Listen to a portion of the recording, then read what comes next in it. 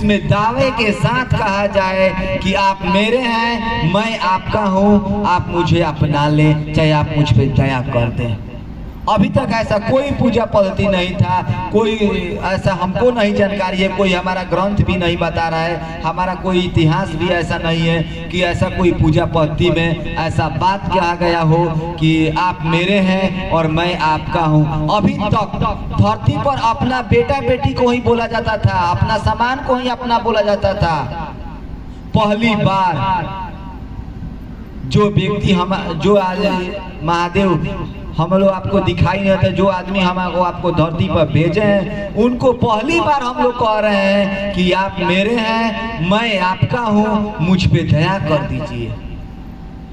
पहली बार ऐसा मौका मिला है, वो भी साहब श्री हरिदयानंद जी के वजह से। अन्यथा धरती पे कितने लोग आए और कितने लोग गए, लेकिन ऐसा बात कहने का तो दूर की बात है, सुनने को भी नसीब नहीं हुआ। सौभाग्य है हमारा आपका कि ऐसा बात हमारे आपके मन में सोचने के लिए भी मिल रहा है।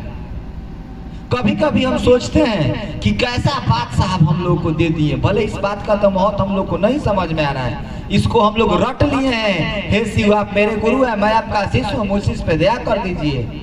हम लोग इस बात को रट गए हैं, लेकिन सोचा जाए एक एक शब्द में क्या दर्द है। हम लोग तो इस बात को मुंह से कह दे रहे हैं कि हे शिव आप मेरे गुरु हैं, मैं आपका शिष्य हूँ, मुझ पे दया कर दीजिए। जिस तरह हम लोग चलते रास्ते किसी को बोल देते हैं, ओ भाई साहब, ओ बहन, बोलते हैं ना किसी को, वैसे ही हम लोग गुरु को भी दया मांगने में इस बात को याद करनी है। बोल रहे हैं कि हे शिव, अभी आप लोग आकर 3 सूत्र बता रहे थे, हमको वही लगा कि आप लोग सूत्र को केवल रट गए हैं। पहले में दया मांगना है, दूसरे में चर्चा करना है, तीसरे में नमः शिवाय से प्रणाम करना है। दया मांगना है तो कहना है हे शिव आप मेरे गुरु हैं, मैं आपका शिष्य हूँ, मुझ पर दया कर दीजिए। आखिर सोचते काहे नहीं है भाई कि हम इस बात को कह रहे हैं तो क्या कह रहे हैं। साहब बता रहे हैं कि जिस दिन बात ये दिल से निकल जाए, धरती पर कभी भविष्य में नहीं, जब भी आप धरती पर आइएगा आपको कुछ मांगने की किसी से जरूरत नहीं पड़ेगा, आप जिसको चाहिएगा उसका कल्याण हो जाएगा। अभी तक हम लोग मंदिर जाते थे, किसी देवी देवता को पूजा पाठ करते थे तो केवल हम लोग अपने लिए जाते थे, रो को मांगते थे किसी दरवाजे पर। धरती पर ऐसा पहली बार पूजा पद्धति जैसा शिव गुरु आया है कि आप अपना कल्याण किए सो क्या किए, आप जिसको चाहिएगा उसका कल्याण हो जाएगा, आप जिसके साथ उठिएगा बैठिएगा उसका कल्याण हो जाएगा, उसका दुख मुसीबत कम होगा। देखने के लिए साक्षात हमारे आपके साथ साहब दीदी थे, उनके पास जो भी व्यक्ति जाते थे उनका कष्ट कम होता था। हम लोग को भी कष्ट पड़ता था तो साहब के पास जाते थे, हम लोग का भी कष्ट कम होता था केवल साहब के को देख लेने से। ऐसा गुरु और शिष्य का रिश्ता होता है। हम आप तो आए हैं शिव गुरु के पास अपने दुख कम कराने के लिए। सही में भी सब साहब इस बात को लिख रहे हैं किताब में, किसी अपने इच्छा और कामना लेकर गुरु के पास जाते हैं, लेकिन गुरु अपने शिष्य के इच्छा के परिमार्जन कर देते हैं। हम लोग को अभी समझ में नहीं आ रहा है कि आखिर ये सूत्र करना किस लिए करना है, करने से होगा क्या। हम आपसे इस बात को आग्रह करेंगे कि आप लोग जो सूत्र कर रहे हैं इसको थोड़ा दिल से करिए, जिस तरह साहब कह रहे हैं। जिस तरह आप अपने साहब तो यहाँ तक कह रहे हैं कि जिस तरह आप अपने चप्पल को अपना समझ रहे हैं उस तरह महादेव को आप अपना समझें। चप्पल बराबर कह रहे हैं साहब। अगर इतना भी समझ में आ जाए कि ये हमारे गुरु हैं, मैं उनका शिष्य हूँ, साहब कह रहे हैं कि स्टाम्प पेपर लाइए, मैं लिख कर दे रहा हूँ आपको, भविष्य में किसी चीज की कमी नहीं होगा।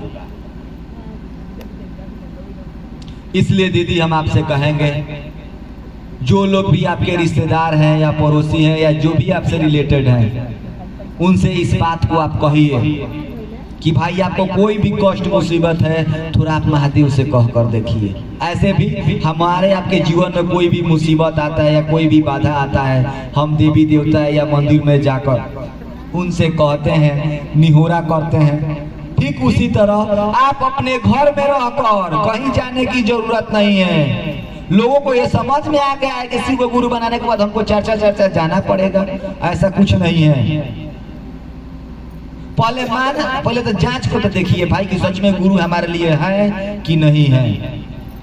जो भी आपसे रिलेटेड है, जो भी आपसे संबंध में है, उनसे इस बात को आप कहिए कि भाई आप अगर आपको कष्ट है या परेशानी है तो आप उनसे कहिए कि हे शिव आप मेरे गुरु हैं, मैं आपका शिष्य हूँ, थोड़ा हम पे दया कर दीजिए। इस बात को कहते समय सोचिए कि मेरे महादेव मेरे सामने हैं और मैं उनसे इस बात को कह रहा हूँ। अभी तक हम तो इसको नहीं बोले कि रट लिए हैं, ध्यान हमारा आपका कहीं और है, सोच कुछ रहे हैं और हम लोग मन ही मन तो कह रहे हैं कि हे शिव आप मेरे गुरु हैं और हमारा आपका मन चल जा रहा है कि अभी तक बेटा स्कूल से नहीं आया, घर में भी खाना बना है कि नहीं बना है, भोजन कब मिलेगा, मतलब हमारा आपका ध्यान कहीं और है, सोच कुछ और रहे हैं।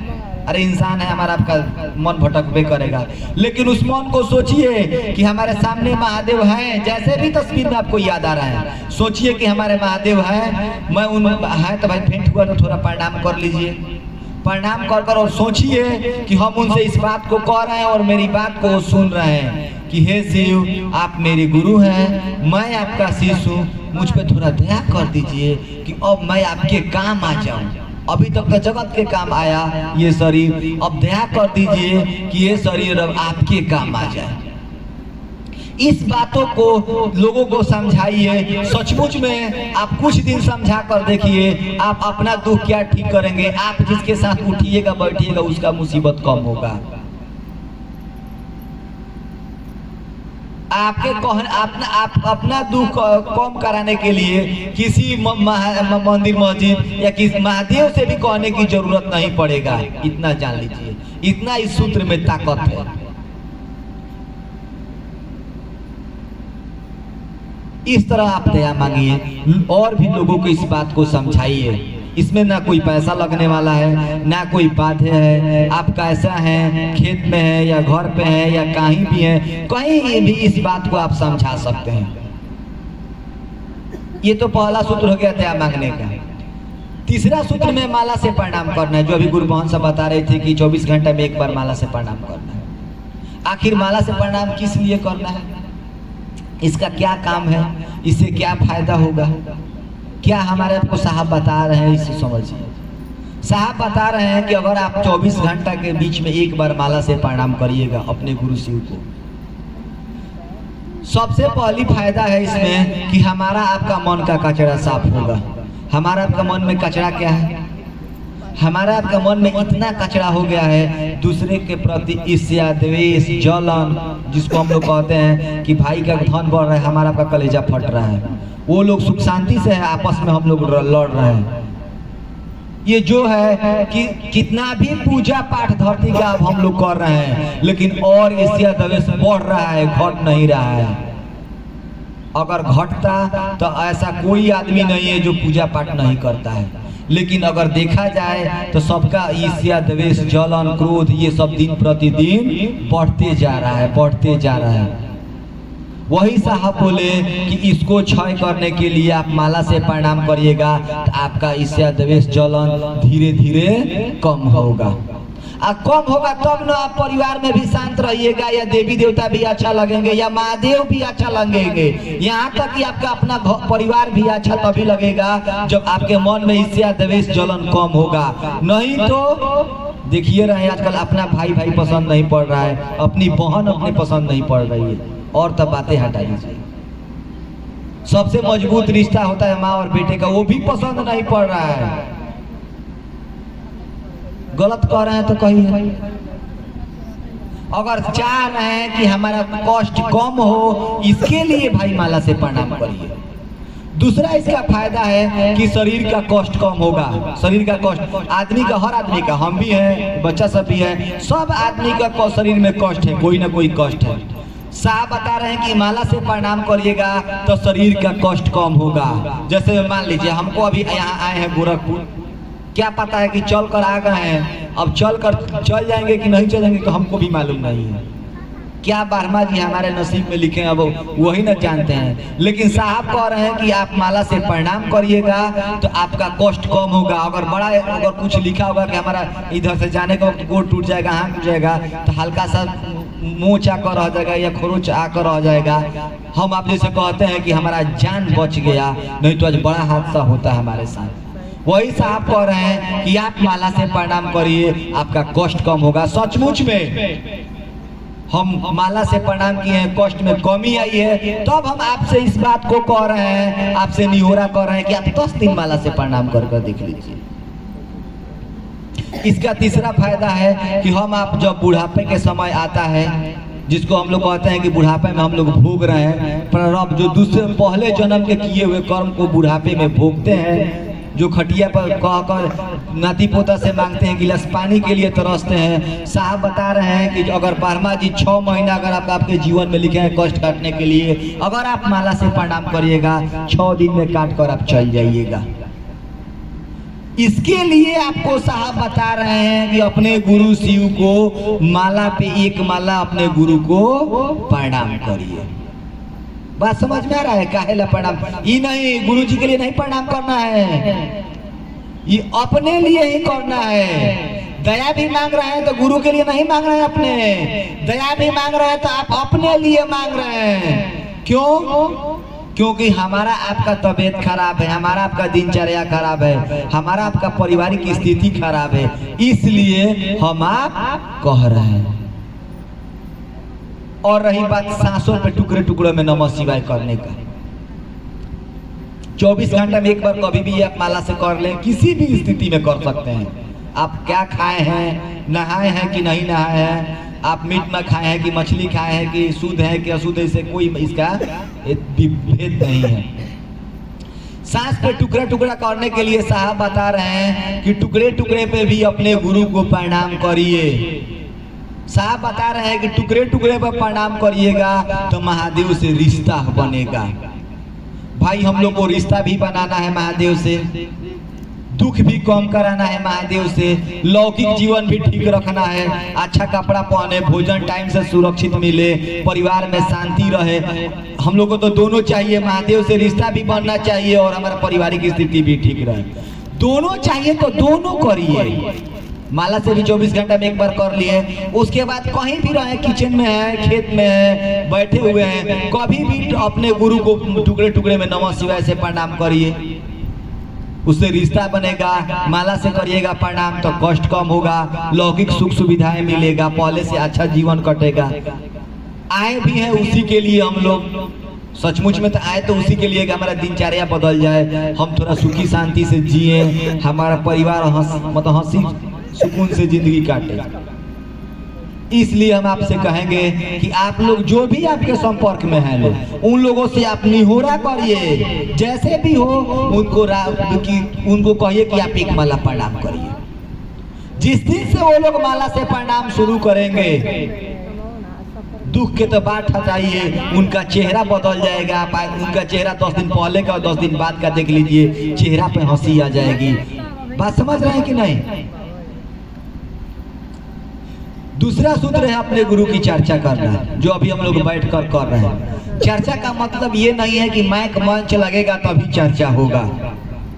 चर्चा का मतलब है कि जो आप 2 सूत्र कर रहे हैं, पहला सूत्र और तीसरा सूत्र जो आप घर पे कर रहे हैं, उसको करने से आपको बेनिफिट हो रहा है, आपके जीवन में परिवर्तन दिख रहा है। जैसे अभी दीदी बताई कि हमको गुरु मानने के बाद ऐसे ऐसे हमको अनुभूति हुआ, हमको गुरु ऐसे ऐसे हमको बचाए। अगर सूत्र करने से अगर आपको जिंदगी में बदलाव आ रहा है तो जो भी आपके संबंधी है उनको इस बात को समझाना है। इसी को शिव गुरु की चर्चा दूसरा सूत्र कहा गया है। इसको आप माइक लगा कर करें, मंच लगा कर करें, घर पे बैठ कर करें, किसी के यहाँ जाकर करें, या साप्ताहिक सेंटर से करें, या फोन के माध्यम से करें, किसी माध्यम से लोगों को शिव गुरु की बातें आप समझा सकते हैं। आप स्वतंत्र हैं, इसमें कोई पैसा, कोई फोटो प्रसाद की किसी चीज की जरूरत आपको नहीं पड़ेगा।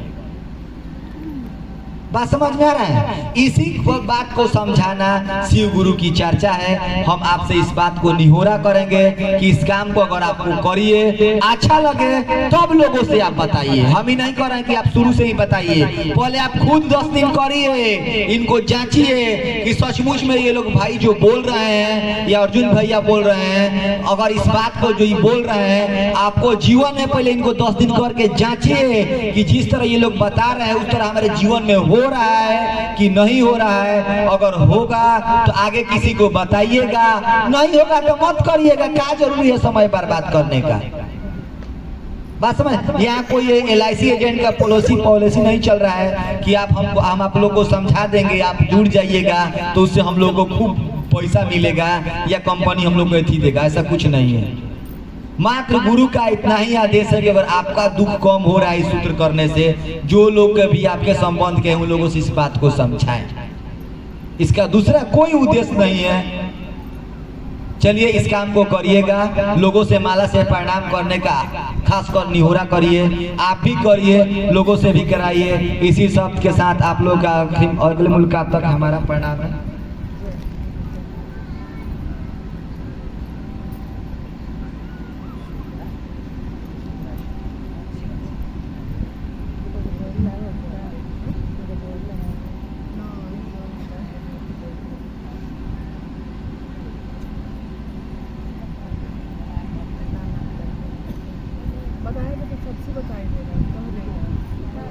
राजकुमार गुरु भैया जी का कहना है कि भजन को एक बार फिर से दोहराया जाए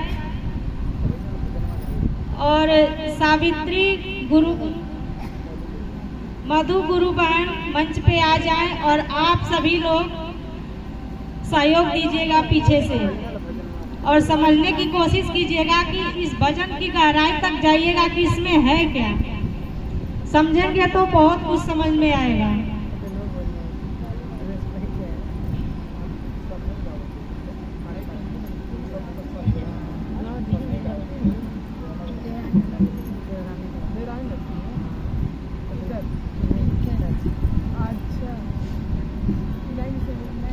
संभवे गुरुवे नमः। सर्वप्रथम मैं अपने शिव गुरु के चरण कमलों में प्रणाम करती हूँ। आदि शक्ति माँ भवानी के चरण कमलों में प्रणाम करती हूँ। 3 सूत्र के ज्ञानदाता हरिंद्रानंद भैया नीलम आनंद दीदी के चरण कमलों में प्रणाम करती हूँ। मेरा प्रणाम स्वीकार हो। यहाँ पर उपस्थित सभी गुरु भाई गुरु बहना के चरण कमलों में प्रणाम करती हूँ। मेरा प्रणाम स्वीकार हो।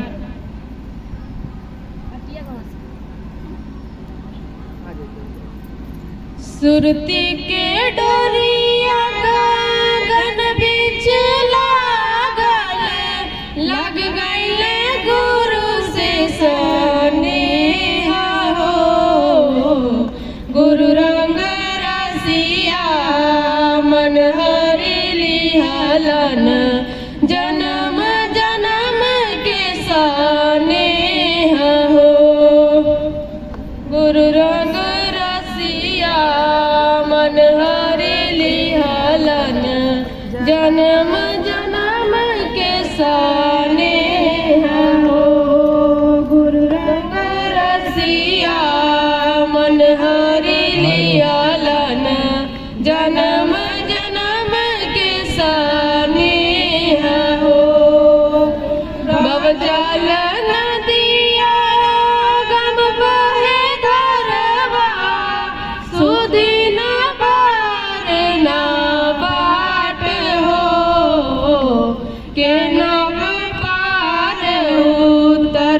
हो बाबा, गुरु बिन लागे छे अनार हो। के पार उतरबै हो बाबा, गुरु बिन लागे छे अनार हो। सुरती के डोरिया गगन बीच लागल, लग गईले गुरु से स्नेहा हो। गुरु रंग रसिया मन हरि लिहलन, जन्म जन्म के स्नेहा हो। गुरु रंग रसिया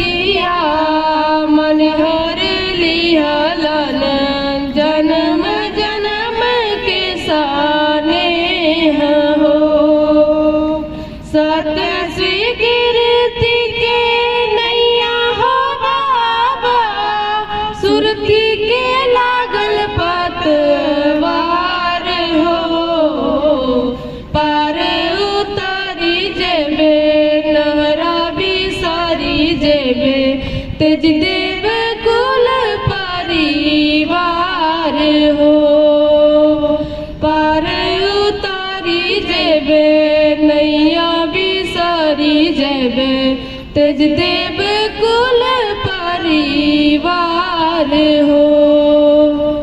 सुरती के डोरिया गगन बीच लागल, लग गइल गुरु से स्नेह हो, गुरु रंग रसिया मन हर लिहलन, जन्म जन्म के स्नेह हो, गुरु रंग रसिया मन हर लिहलन, जन्म जन्म के स्नेह हो।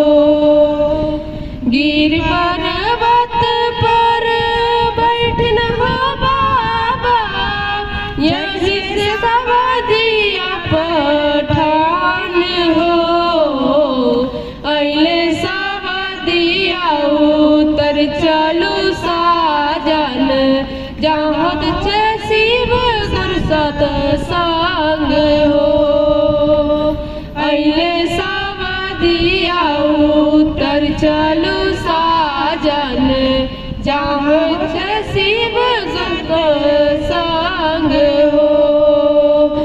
सुरती के डोरिया गगन बीच लागल, लग गइल गुरु से स्नेह हो, गुरु रंग रसिया मन हर लिहलन, जन्म जन्म के स्नेह हो, गुरु रंग रसिया मन हर लिहलन, जन्म जन्म के स्नेह हो।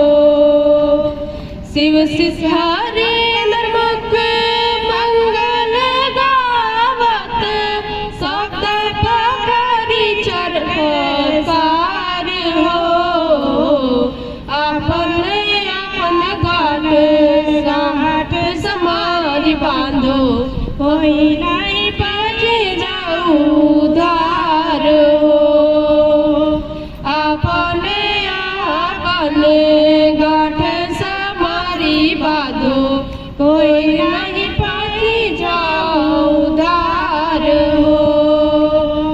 सुरती के डोरिया गगन बीच लागल, लग गइल गुरु से स्नेह हो, गुरु रंग रसिया मन हर लिहलन, जन्म जन्म के स्नेह हो, गुरु रंग रसिया मन हर लिहलन, जन्म जन्म के स्नेह हो, जन्म जन्म के स्नेह हो, जन्म जन्म के स्नेह हो। मैं अपनी वाणी को यहीं कुछ क्षण के लिए विराम करती हूँ और मैं एक बार फिर आप सभी के चरण कमलों में प्रणाम करती हूँ।